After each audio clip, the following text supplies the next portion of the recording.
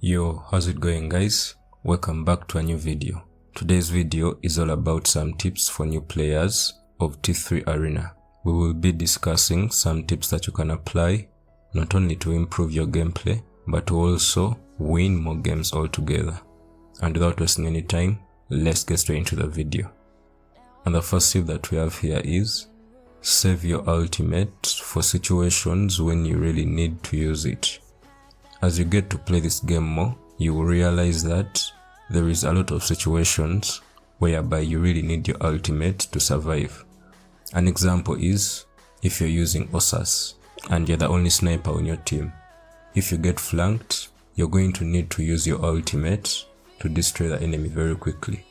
So if you used your ultimate in a situation where you did not need it, you won't have your ultimate, which means you'll be destroyed very easily. So save your ultimate for situations whereby you really need to use it to turn the game around or to destroy enemies really quickly. And the next tip that we have here is work on your movement. Try to jump around and move side to side during fights and make it really hard for the enemy to remain on target. Doing this will give you the edge in many fights, especially against new players. So work on your movement and make it harder for the enemy to focus on you. And moving on to the third tip is learn how to flank enemy teams. Obviously, as you continue to play this game, you will end up playing on different maps, and different maps have different ways of flanking the enemy. Learn how these maps are structured and get used to the maps, and this will allow you to be able to find your way around the enemy and attack them from a direction where they don't expect you to come from. This will definitely give you the advantage in most of your fights in this game. And then the next tip, this is actually really important.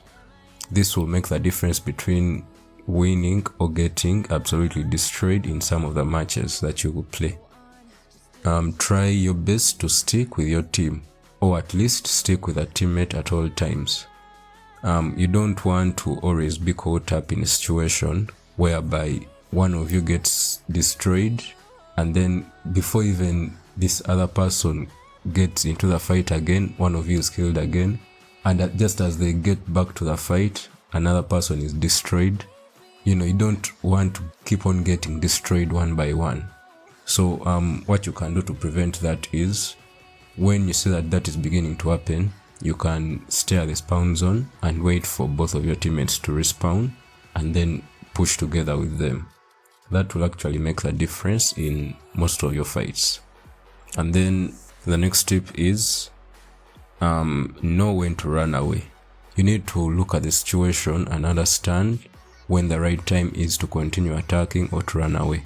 For example, if you're going up against an enemy, they still have full health, but you're low on health. That can be a very good situation for you to just run away for a bit, get a health pack, and then come back with more health.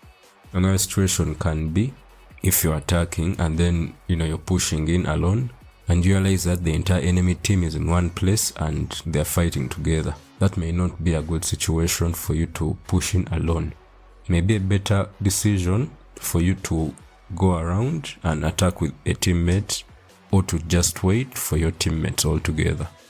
As you continue to play the game, you'll come across these situations and you need to improve your decision making in some of these situations. That's it for that tip. And moving on to the next tip is go into the settings and customize your controls for your own comfort. Obviously, we are all playing on different devices, so the default controls and default settings that you find may not work for everyone.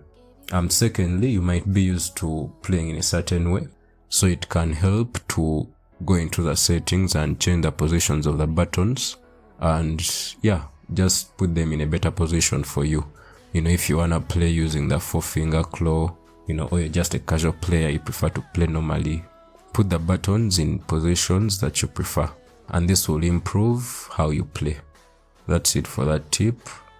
The next tip is, and this is quite important, know when to use manual fire and on which heroes. Now obviously we all know that this is one of the few games that comes with auto fire enabled, but you can turn it off in the settings. Now some heroes really perform very well when you use auto fire, but there are some heroes that do not perform well with auto fire, especially heroes whose guns fire projectiles that don't move very fast. For example, a hero like Cristina. Her projectile from her gun doesn't move so fast, and at the same time it doesn't take a straight path to the target. It moves like something someone would throw. So in that instance, using auto fire would not be a good decision, because once the gun fires a projectile, by the time the projectile reaches its target, the enemy player will have moved away from that position. So it's better to use manual fire and fire your shots in positions where you think the enemy will be, and try to be clever about it with manual fire. That will definitely give you more success than auto fire. And manual fire also allows you to bounce your shots off the walls that you want to bounce them off. If you're using auto fire, then you can't really fire at a wall. The gun will not fire. And the other advantage of manual fire is certain heroes can go invisible, but if you're still shooting, you can still shoot them. Or even with heroes that try to obscure your eyesight and prevent you from seeing. If you continue shooting using manual fire, you can strike them with your bullets. But with auto fire, your gun automatically stops firing. For example, with Johnny Jet, once he goes invisible, you can still continue to fire with your gun and shoot him while he is invisible. Same with Ossas. If he puts his smoke down, you can still shoot through it using manual fire and hit him. So definitely try to practice using manual fire and get used to it, because it will, you can't reach a competitive level when you're using only auto fire. You just can't do it. So that's it for that tip. Yeah, and the final tip that we have is just practice, play lots of matches, try to, climb the trophy road. There's lots of rewards to be won from there, power cores, coins, just play the game a lot and you'll get better over time.